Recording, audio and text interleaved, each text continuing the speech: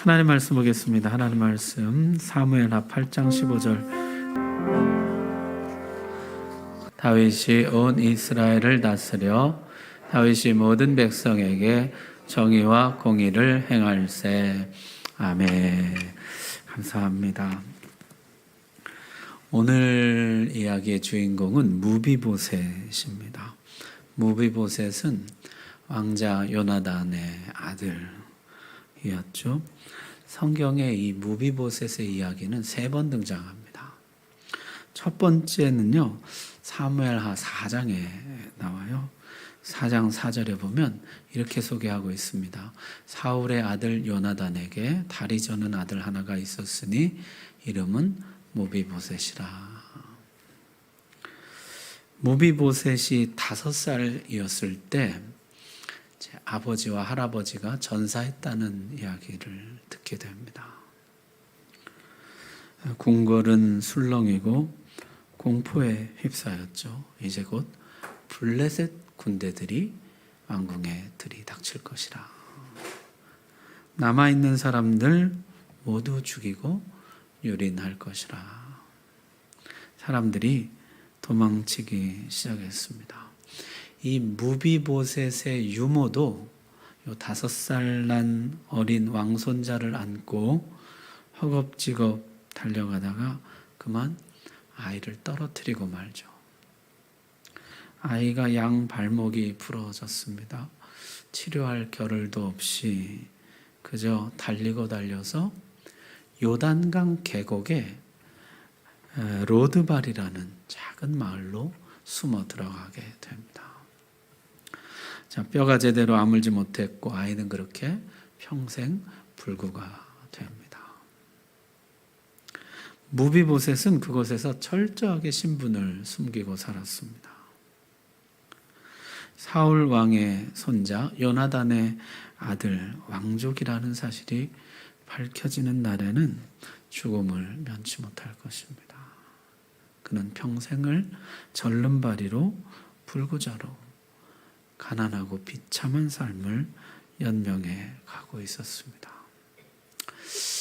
이 아이 마음속에 그 한이 얼마나 컸을까요? 이 모든 것은 다 다윗 때문이라.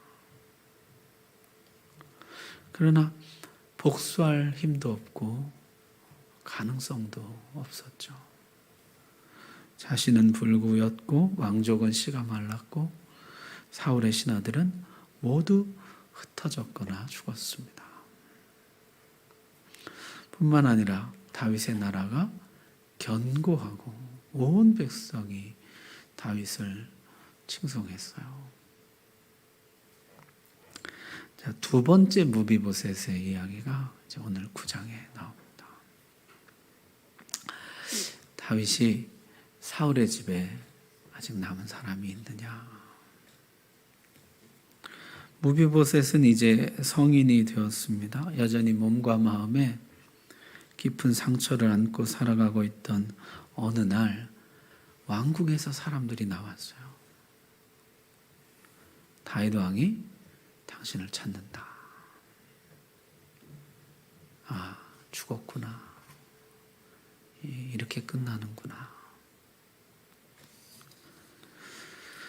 할아버지 사울은요, 온 나라를 샅샅이 뒤져도 다윗을 찾아내지 못했는데요. 다윗은 이 구석에 신분도 숨긴 채 불구로 살아가고 있는 나를 잘도 찾아냈습니다.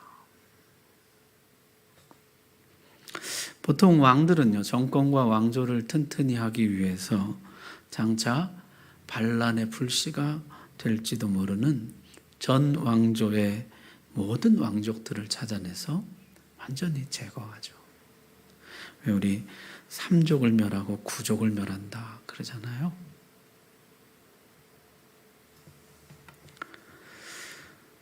무비보셋은 왕궁으로 소환되었고 다윗 왕 앞에 섰습니다. 내 비참한 인생이 이렇게 끝나는구나. 여기가 마지막이구나. 이제 곧 처형하라는 명령이 떨어지고 모든 게 끝나게 되겠지. 그런데 뜻밖의 다윗 왕의 입에서 나온 처음 말은 자기 이름이었습니다. 무비보셋이여, 무서워하지 마라.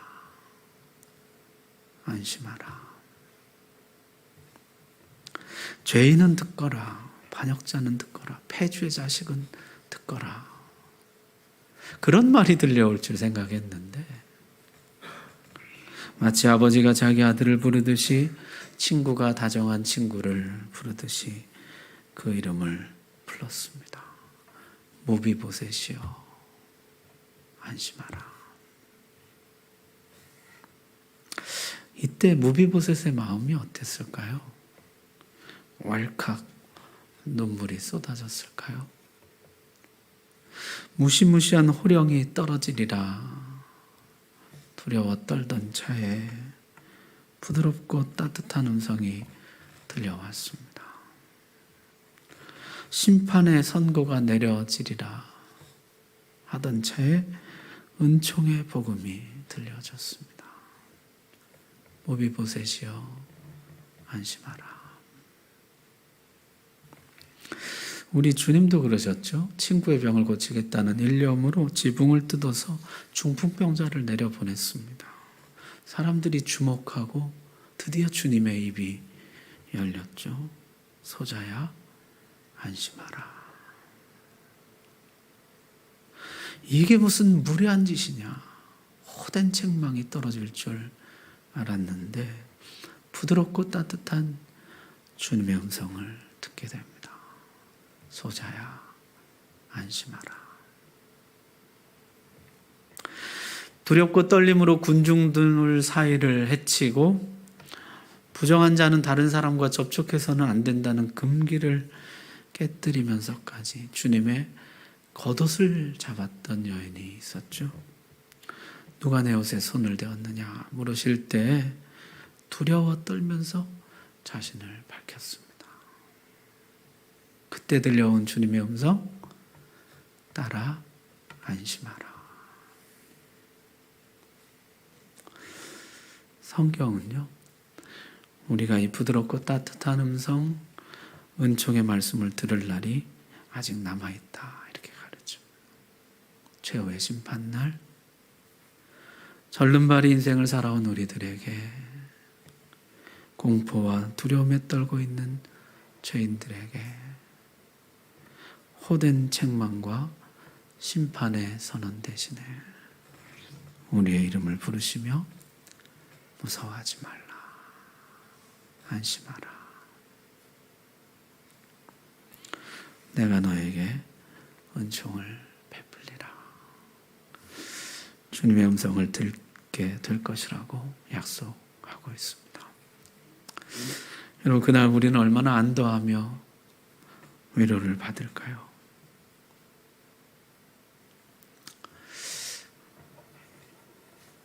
자기 이름을 넣어서 해보는 거 이거 참 쑥스러운 일이긴 한데요. 너무 이게 위로의 말씀이니까 여러분 한번 이렇게 자기에게 한번 해봐요. 손을 이렇게 가슴에 대고 최수림 안심하라. 한번 해보시라니까요. 저를 먼저. 자, 다 시작. 최수림 안심하라. 옆 사람이 못하면 옆에서 대신 좀 해주십시오. 그 사람의 이름 불러가면서 안심하라. 여러분, 마지막 날 우리가 그 부드럽고 따뜻한 주님의 음성을 듣게 될 줄로 믿습니다. 자, 다윗은 왕이 되자마자 법궤를 예루살렘으로 옮겨왔습니다. 모든 백성들 앞에 선포한 것이죠. 이 나라는 말씀이 통치하는 나라이며 하나님이 왕이신 나라이다. 그리고 하나님의 집을 지어드리려고 했어요. 하나님 멈추라 그러셨죠. 온 나라가 나의 집이며 온 우주가 나의 집이라. 그래서 그 말씀을 그대로 받아들였습니다. 이 나라 전체가 다 하나님의 집입니다. 그렇게 나라의 기틀을 완전히 잡고 나서 가장 먼저 한 일은 요나단과의 약속을 지키는 일이었어요. 언젠가 다윗은 요나단과 약속을 했었죠. 사무엘상 20장 42절 말씀입니다. 평안히 가라. 우리 두 사람이 여호와 이름으로 맹세하여 이르기를 여호와께서 영원히 나와 너 사이에 계시고 내 자손과 내 자손 사이에 계시리라 하였느니라 하니 다윗은 일어나 떠나고 요나단은 성읍으로 들어가니라.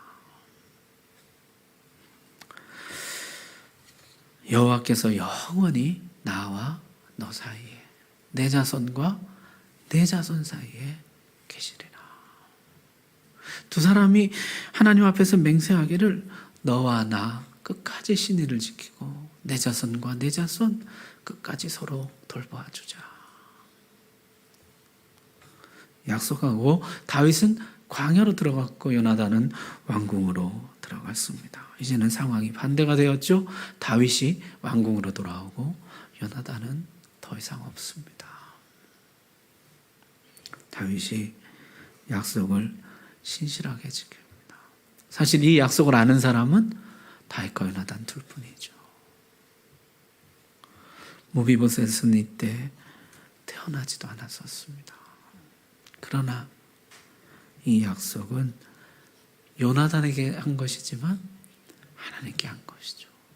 다윗이 신실하게 이 약속을 지킵니다. 9장 1절 하반절에 보니까 이렇게 말씀해요. 내가 요나단으로 말미암아 그 사람에게 은총을 베풀리라. 이 은총이 우리 여러 번 나왔던 헤세드라는 단어예요. 하나님의 사랑이죠.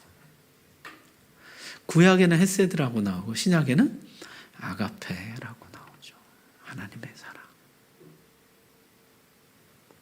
변치 않고 믿음직스러우며 한결같이 헌신적인 사랑. 사람들처럼 환경이나 호르몬, 감정, 그때그때 유불리 등에 구애받지 않는 사랑입니다. 약속을 기억하고 끝까지 은총을 베풀었다. 그런 면에서 참 다윗 근사한 사람인 것 같아요.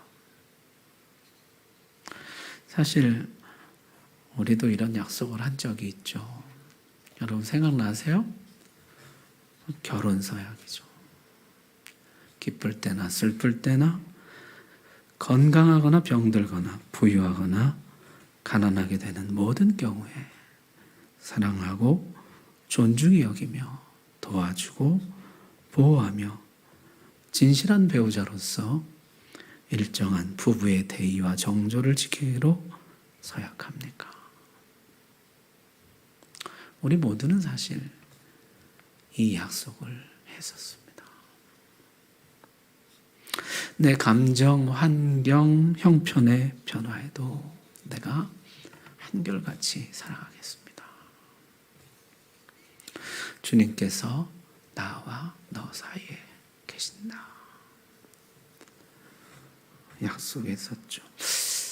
이 약속은 이런 뜻입니다. 나는 생물학적 수준 이상으로 살겠습니다.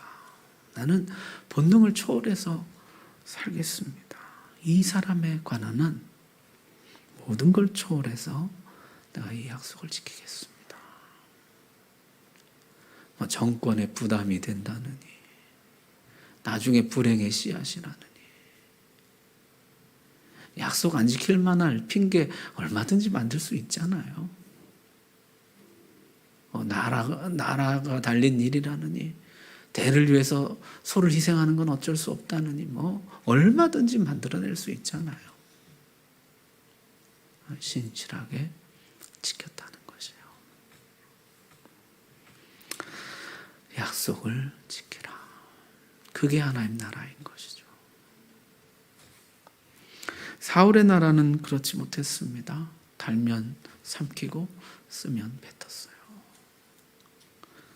충성을 다했지만 창이 날라오고 다시는 너를 쫓지 않겠다는 맹세, 헌신짝처럼 버려지게 됩니다.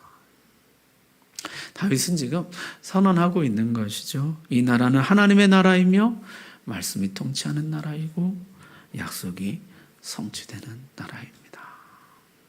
충성된 신하는 말할 것도 없고 어쩌면 가장 위협이 될 수 있는 무비보셋에게까지 약속이 지켜지고 은총이 베풀어지는 나라입니다. 그게 하나님 나라인 것이죠. 여러분, 오늘 읽은 8장 15절 말씀 보십시오. 우리 다시 한번 같이 읽을까요? 시작. 다윗이 온 이스라엘을 다스려 다윗이 모든 백성에게 정의와 공의를 행할세. 다윗이 모든 백성에게 정의와 공의를 행했다.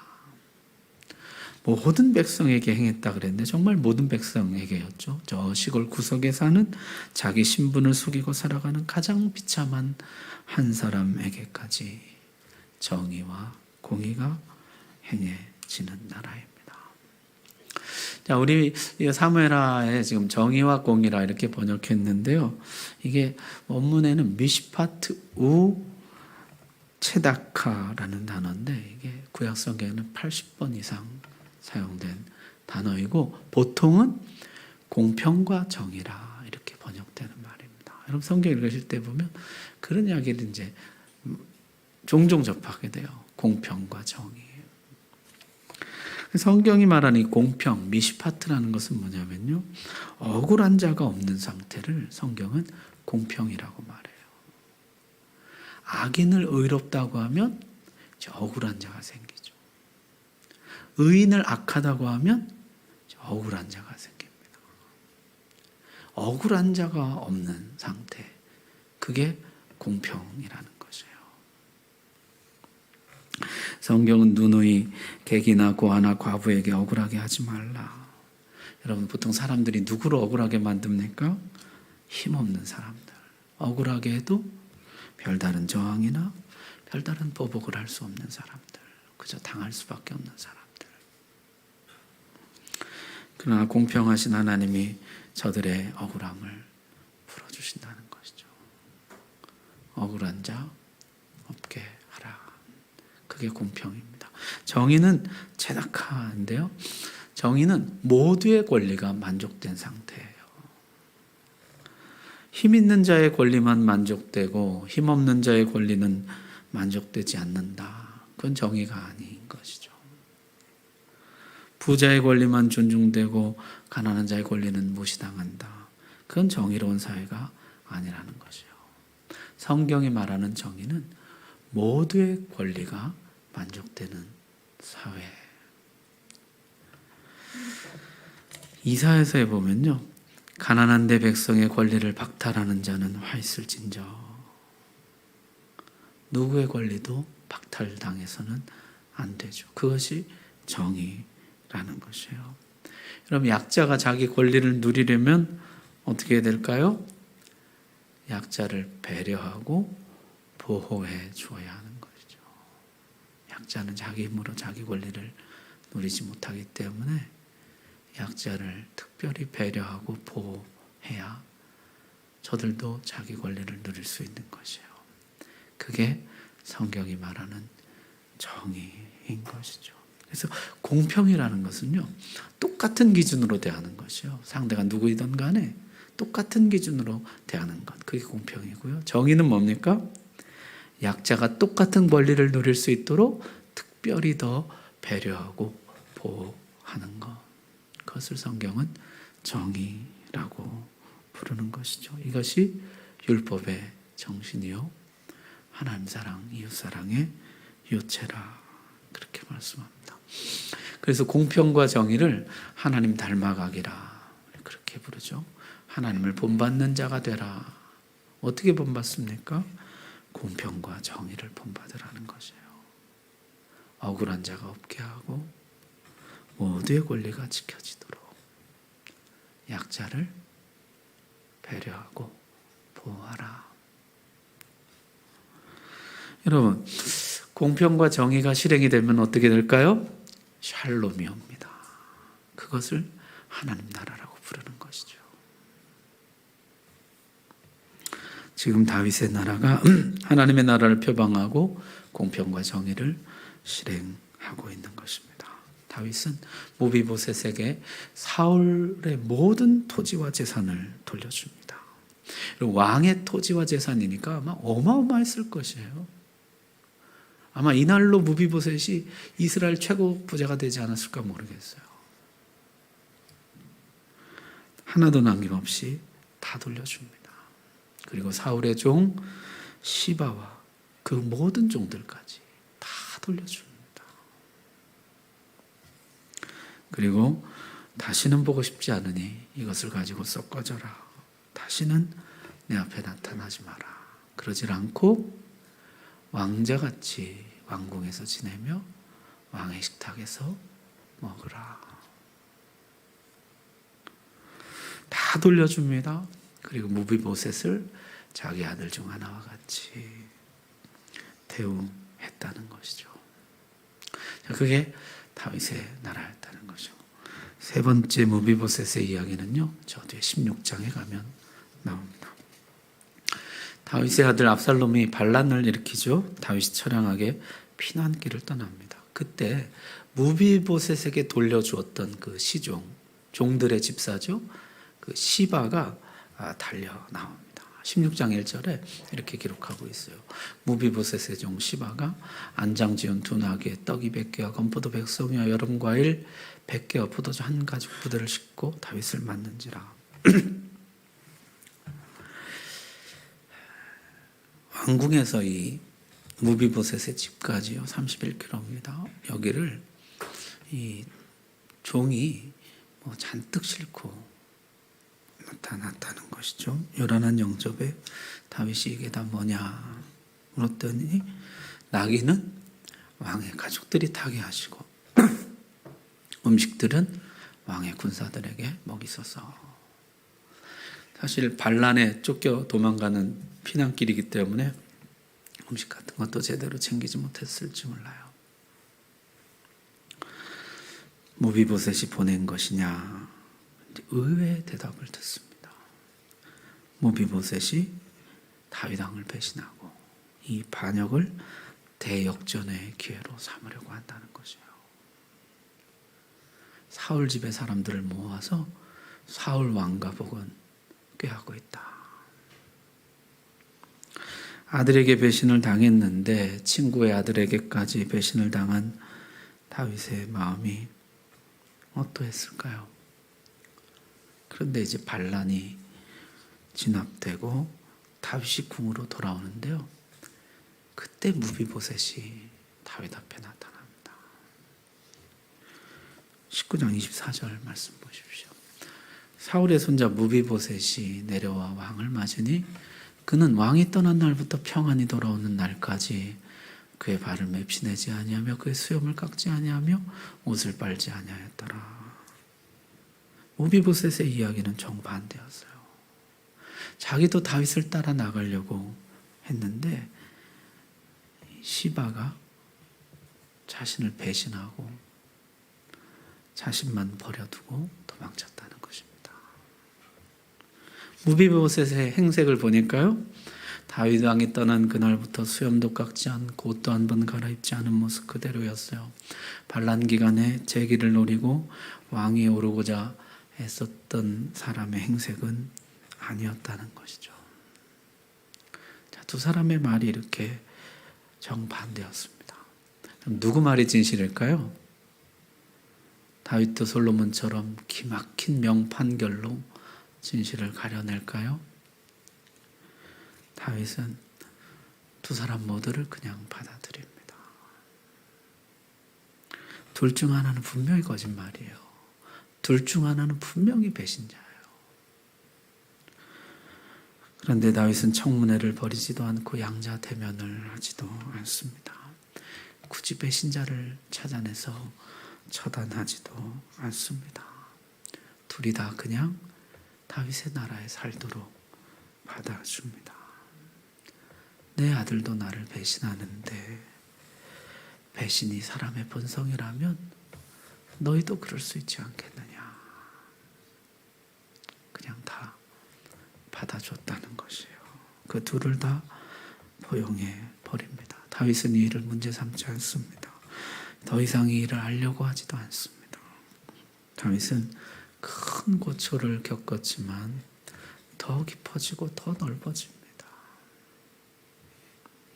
그는 한결같이 은총을 베풀고 여전히 공평과 정의를 행하며 누구도 억울한 자 없도록 모두가 자기의 권리를 누리며 다윗의 나라에 살아가게 합니다.